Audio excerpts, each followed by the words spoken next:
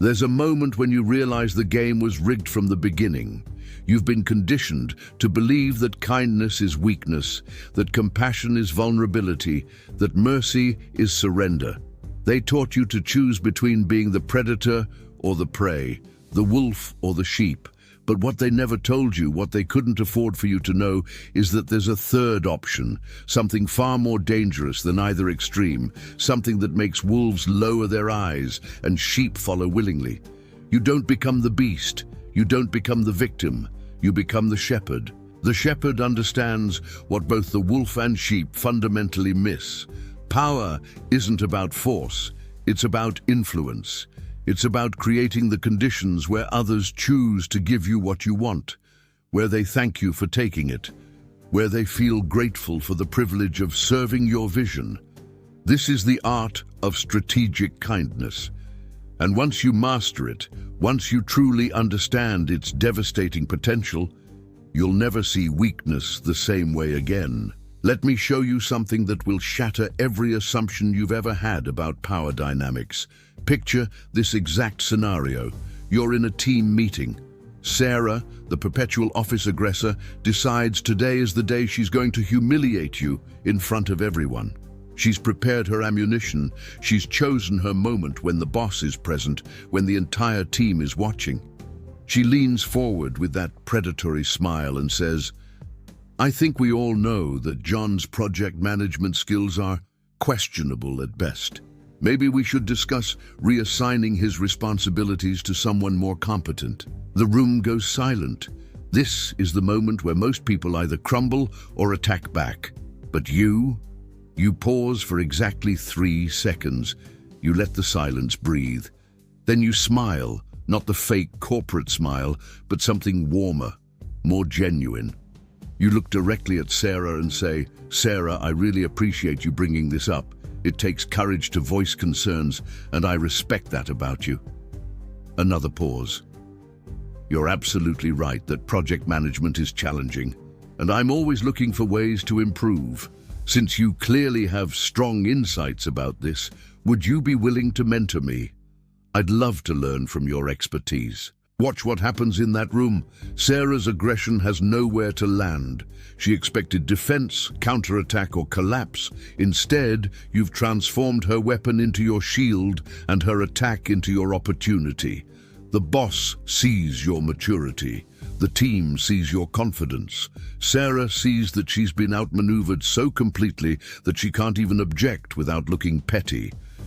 You've just demonstrated what Machiavelli meant when he wrote that it is better to be feared than loved if you cannot be both, but then revealed the deeper truth. Sometimes it's better to be neither feared nor loved, but respected and needed. This is strategic kindness in action.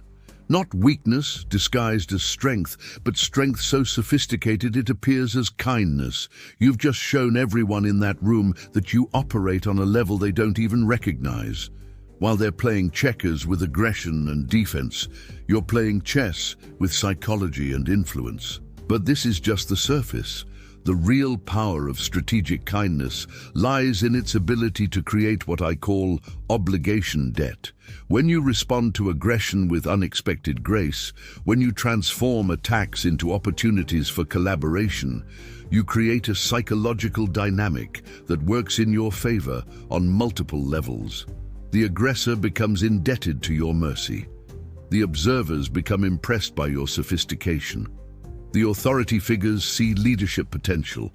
You've turned a single moment into a web of influence that extends far beyond the immediate interaction. Consider the deeper psychology at work here.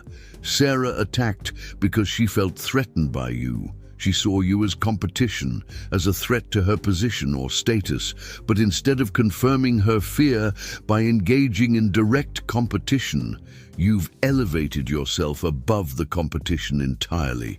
You've shown that you operate in a realm where her attacks can't reach you, where her aggression only serves to highlight your superiority. This is infinitely more powerful than winning the argument. This is making the argument irrelevant. Now let's scale this up. Strategic kindness isn't just about individual interactions. It's about architecting your entire approach to power in a way that makes traditional power plays look primitive and desperate. Think about the most influential people you know, the ones who seem to effortlessly command respect and cooperation. They rarely use force. They rarely need to. They've mastered the art of making others want to please them, want to support them, want to be associated with them. Here's where it gets truly dangerous. Strategic kindness allows you to build what intelligence agencies call human assets without the targets even realizing they've been recruited. When you consistently respond to others with thoughtful consideration, when you remember details about their lives, when you offer help before it's requested, you're not just being nice. You're building a network of people who feel valued by you, who see you as someone who understands them, who will instinctively want to reciprocate your kindness. This network becomes your invisible army. They advocate for you in rooms where you're not present. They defend you against attacks you never hear about. They think of you first when opportunities arise. All because you understood something that aggressive personalities never grasp. People don't just want to feel powerful, they want to feel seen, understood, valued. Give them that feeling consistently, and they'll give you their loyalty without you ever having to ask for it. But here's where we venture into truly dark territory. Once you understand the mechanics of strategic kindness, you begin to see how it can be weaponized in ways that make traditional manipulation look crude and obvious. When someone attacks you publicly on social media, for instance, the strategic response isn't to attack back or defend yourself. The strategic response is to publicly thank them for the feedback, acknowledge the valid points in their criticism, and invite them to discuss solutions constructively. This does three things simultaneously. It makes you look reasonable and mature, it makes them look petty and aggressive by comparison, and it forces them into a position where continued attacks make them the obvious villain in the narrative. Let me give you the exact script for this situation. Someone posts, "Just saw John's presentation at the conference, completely unprepared, wasted everyone's time. This guy shouldn't be representing our industry."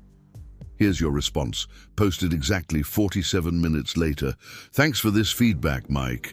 You're right that my presentation could have been stronger, and I appreciate you taking the time to point that out. I'd love to chat with you about specific areas for improvement if you're willing. Your expertise in this area would be valuable. Always learning, always growing. Thanks again for keeping me accountable."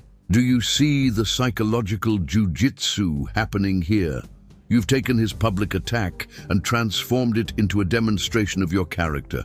Anyone reading this exchange sees him as the aggressor and you as the mature professional. More importantly, you've put him in an impossible position. If he continues attacking, he looks like a bully picking on someone who's genuinely trying to improve. If he doesn't respond, his original attack looks petty and mean-spirited. If he does engage constructively, you've just converted your attacker into your mentor, creating a relationship where he's invested in your success. This is what happens when kindness becomes strategic. It stops being about being nice and starts being about being effective.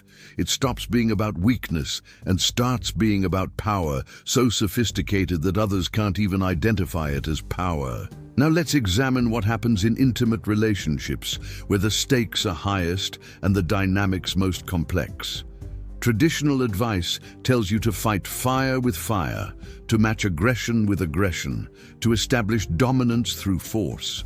But strategic kindness reveals a more elegant path. When your partner launches into an attack during an argument, when they say something designed to hurt you, to make you defensive, to escalate the conflict, you have a choice that most people never consider. Imagine this exact scenario. You've just walked in from a particularly difficult day at work. Your partner immediately launches into criticism about something trivial, the dishes you left in the sink this morning. But there's something in their tone, something in their posture that tells you this isn't really about dishes. This is about something deeper, something they're not articulating. The traditional response is to defend yourself, to point out their own failures, to escalate the conflict until you're both saying things you'll regret. But strategic kindness offers a different path. You set down your bag, you look at them with genuine attention, and you say, "You're absolutely right about the dishes, and I'm sorry. But I can hear in your voice that something else is bothering you. What's really going on?" Then you stop talking, you wait, you listen. What happens next reveals the true power of strategic kindness in intimate settings. Your partner, who was prepared for a fight, who had their defensive arguments ready, suddenly finds themselves disarmed. Your unexpected response creates space for them to be vulnerable, to share what's really troubling them. Maybe they had a terrible day too. Maybe they're feeling disconnected from you. Maybe they're struggling with something they haven't known how to articulate. By responding with strategic kindness instead of reactive defense, you've just transformed a potential relationship-damaging fight into an opportunity for deeper connection. More importantly, you've demonstrated the kind of emotional leadership that creates lasting influence in intimate relationships. Your partner now sees you as someone who can remain centered under pressure, someone who cares more about understanding than being right, someone safe enough to be vulnerable with. This is power, real power, the kind that doesn't need to announce itself, doesn't need to defend itself, doesn't need to prove itself. It simply is. But we're still only scratching the surface. Strategic kindness becomes truly formidable when you understand its group dynamics applications. Consider what happens when you're in a social setting and someone decides to publicly challenge your expertise, your competence, or your right to be there. This is the moment when most people either slink away in embarrassment or fire back with defensive aggression. Both responses confirm the attacker's frame, both make you look weak or unstable. Strategic kindness offers a third path that not only neutralizes the attack, but elevates your status in the group. Here's the exact situation. You're at a networking event, discussing your recent career transition. Someone who clearly sees you as a threat interrupts with, "That's interesting that you consider yourself qualified for that field, given your complete lack of experience." The entire conversation stops. Everyone's watching to see how you'll respond. You pause for exactly 2 seconds, just long enough for the rudeness to register with everyone present. Then you smile warmly and say, "You know what, David, you raise an excellent point. I am relatively new to this field and I have so much to learn. Actually, given your obvious expertise, I'd love to hear your thoughts on the biggest challenges someone in my position should be preparing for. What would you recommend I focus on first?" Watch the group dynamics shift in real time. David expected to diminish you, to establish his superiority by highlighting your inadequacy. Instead, you've just made him look like an expert, given him the platform he wanted, but on your terms. The group now sees you as confident enough to acknowledge your learning curve, mature enough to seek mentorship, and skilled enough to transform an attack into an opportunity for valuable insight. More importantly, you've demonstrated something that sets you apart from everyone else in that room. You're not threatened by others' expertise, you're not defensive about your limitations, and you're sophisticated enough to use social dynamics as tools rather than weapons. David can't continue attacking without looking petty. The group sees you as the more mature, more strategic thinker. And David, despite himself, now has a stake in your success, because you've positioned him as your mentor. This is strategic kindness, operating at the level of group psychology. You're not just managing individual relationships, you're architecting social dynamics to create the conditions for your own advancement. You're turning potential enemies into reluctant allies, transforming attacks into opportunities, converting social challenges into demonstrations of your character and competence. Machiavelli understood this when he wrote about the necessity of being both the lion and the fox, but he missed something crucial. Sometimes the most powerful stance is being the shepherd who protects the sheep from the wolves, not through superior force, but through superior strategy.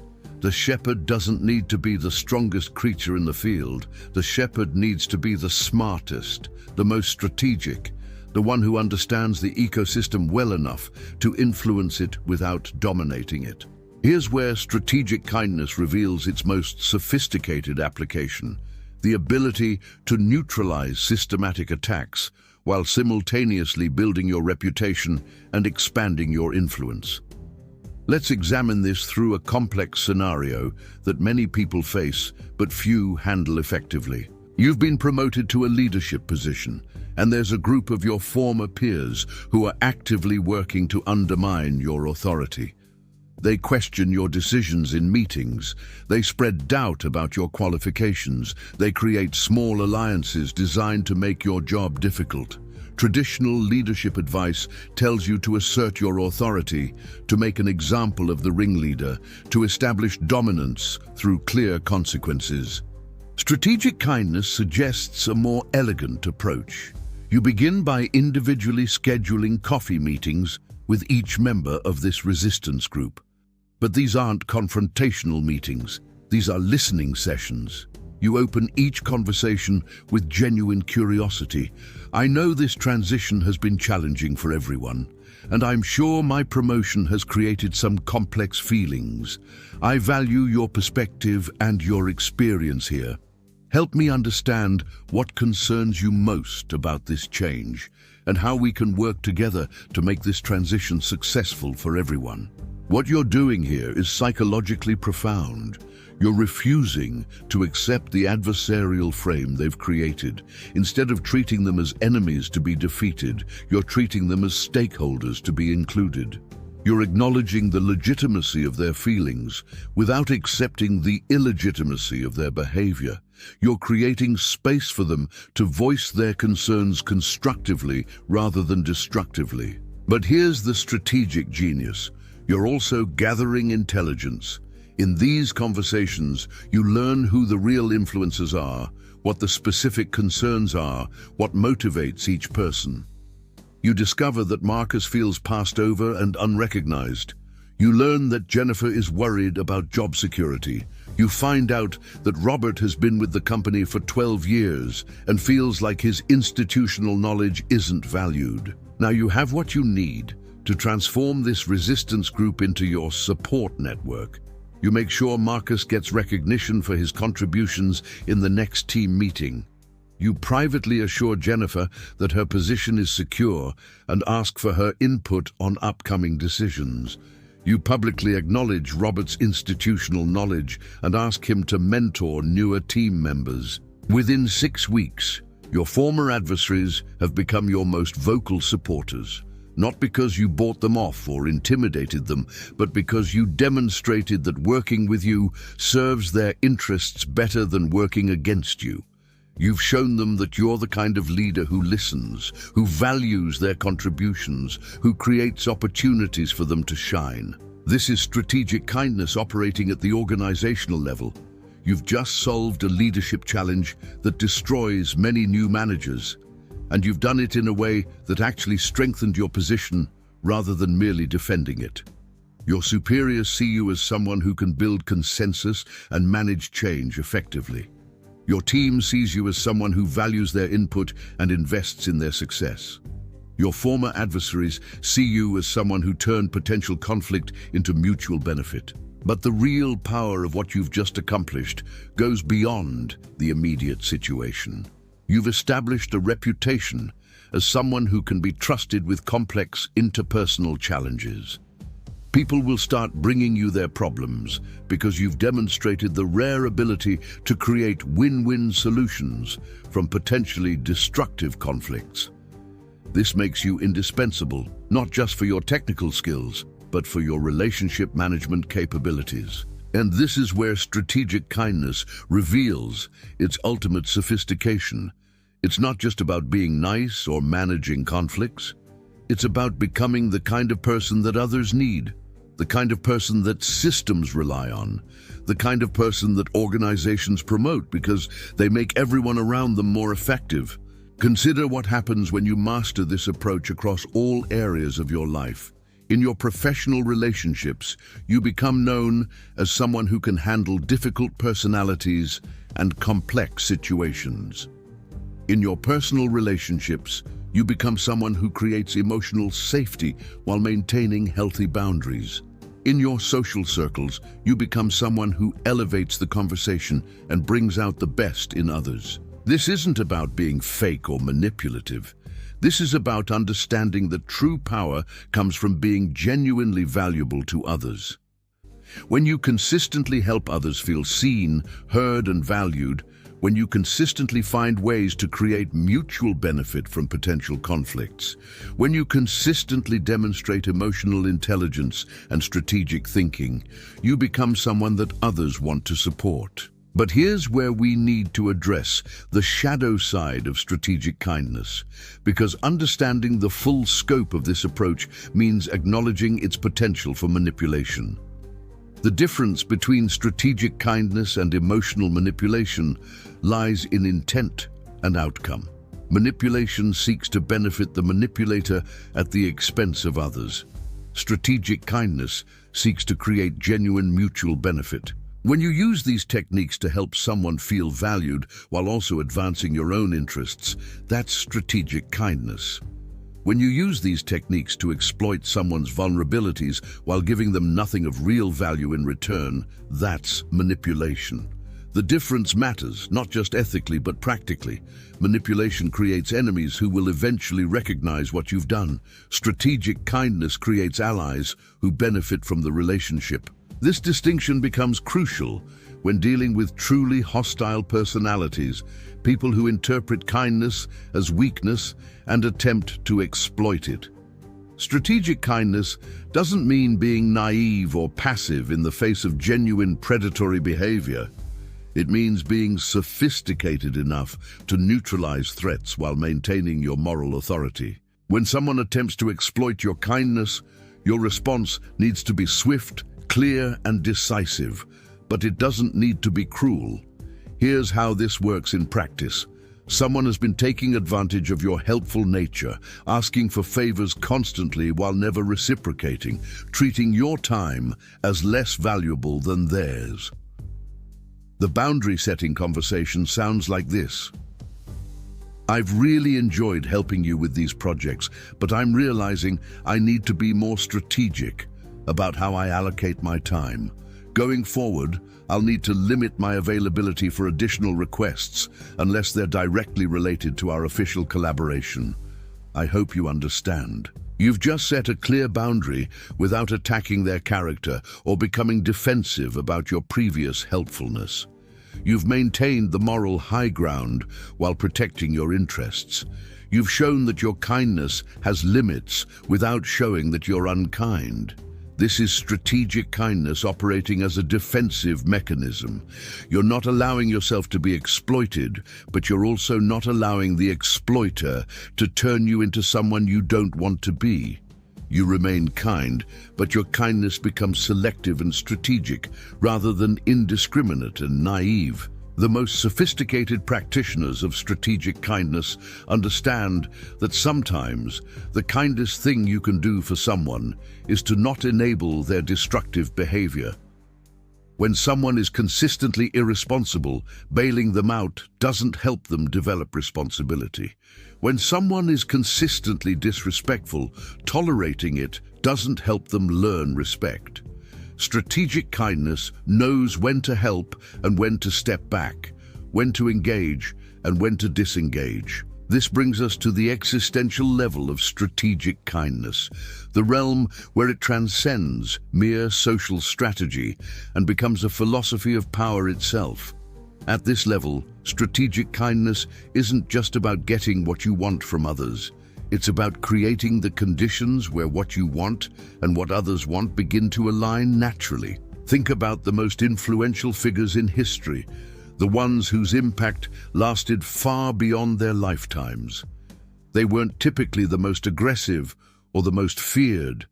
They were the ones who created vision that others wanted to be part of. who built movements that people chose to join, who established legacies that others felt honored to continue. This is strategic kindness at the civilizational level. Instead of trying to force compliance through fear or coercion, these leaders created conditions where following them served people's highest aspirations for themselves. They understood that the most sustainable form of power is the kind that makes others feel more powerful, not less. When you operate from this level of strategic kindness, you stop thinking in terms of individual transactions and start thinking in terms of systemic transformation. You stop asking, how can I get this person to do what I want? And start asking, how can I create conditions where this person wants what I want them to want? This might sound abstract, but its applications are intensely practical. In business, this means creating organizational cultures where excellent performance is intrinsically rewarding rather than externally mandated. In relationships, this means building dynamics where both partners feel more themselves when they're together than when they're apart. In leadership, this means establishing vision that people feel called to serve rather than obligated to follow. The ultimate expression of strategic kindness is becoming someone whose success serves others' success, whose power enables others' power, whose influence helps others become more influential themselves. This is power that perpetuates itself not through force or fear, but through genuine value creation. At this level, strategic kindness reveals its deepest truth. The most sustainable form of power is the kind that makes everyone involved more powerful. When your success genuinely serves others' success, when your influence genuinely helps others become more influential, when your leadership genuinely makes others better leaders, you've created something that doesn't need to be defended or maintained through constant effort. It maintains itself through the mutual benefit it creates. But this doesn't make you weak or selfless in some naive sense. It makes you incredibly sophisticated and ultimately more powerful than anyone operating from traditional power paradigms. You've created conditions where opposing you means opposing their own interests, where supporting you means supporting their own success, where your continued influence serves their continued benefit. This is the shepherd principle operating at maximum sophistication. You're not controlling the sheep through fear of the wolves. You're creating conditions where the sheep choose to stay with the flock because the flock serves their interests better than wandering alone. You're not defeating the wolves through superior force. You're making the wolves irrelevant by creating systems they can't effectively attack. And here's the final insight that separates strategic kindness from every other approach to power. It's the only strategy that gets stronger with use. Traditional power diminishes as you exercise it. Fear-based authority creates resentment that eventually undermines itself. Coercive control generates resistance that ultimately overcomes it. But strategic kindness creates positive feedback loops. Every time you help someone feel valued, they value you more. Every time you find ways to serve others' genuine interests while advancing your own, you create stakeholders in your success. Every time you demonstrate that your influence makes others more influential, you generate advocates for your continued influence. You become someone whose success others are invested in, whose influence others benefit from, whose power serves others' power, and at that point, you've transcended the entire traditional framework of power dynamics. You're no longer playing a game where your gain requires others' loss. You're playing a game where everyone's gain increases your gain. This is strategic kindness at its ultimate expression. Power so sophisticated, it doesn't look like power. Influence so effective, it doesn't need to announce itself. Strength so genuine, it can afford to appear as gentleness. You've become the shepherd, not just in individual interactions, but in the fundamental architecture of how power flows around you. And the most beautiful part, the more you develop this capacity, the more naturally it expresses itself. Strategic kindness isn't a mask you wear or a technique you deploy. It becomes who you are, someone whose very presence creates conditions for mutual flourishing, whose influence serves the highest good of everyone involved, whose power enables rather than diminishes others' power. This is what it means to transcend the wolf-sheep paradigm entirely. You become something that both wolves and sheep recognize as necessary, something that serves their interests better than their own instincts do. You become indispensable not through force or vulnerability, but through the rare and precious ability to create genuine value for everyone in your sphere of influence. When you reach this level of strategic kindness, you discover something that changes everything. True power isn't about getting others to do what you want. True power is about becoming someone others want to give their best efforts to, someone whose success they feel honored to contribute to, someone whose influence makes their own lives better and more meaningful. At that point, you don't need to choose between being the wolf or the sheep. You've become something far more powerful than either, the architect of systems where wolves become protectors and sheep become contributors, where everyone's highest potential serves everyone's mutual benefit, where your influence creates the conditions for collective flourishing. This is strategic kindness fully realized, not weakness disguised as strength, but strength so sophisticated it appears as wisdom. Not manipulation disguised as kindness, but genuine care expressed through strategic excellence. Not power over others, but power with others. Power that makes everyone more powerful. And once you understand this, once you truly grasp the scope and sophistication of what strategic kindness makes possible, you'll never again mistake gentleness for weakness or kindness for naivety. You'll recognize them for what they truly are.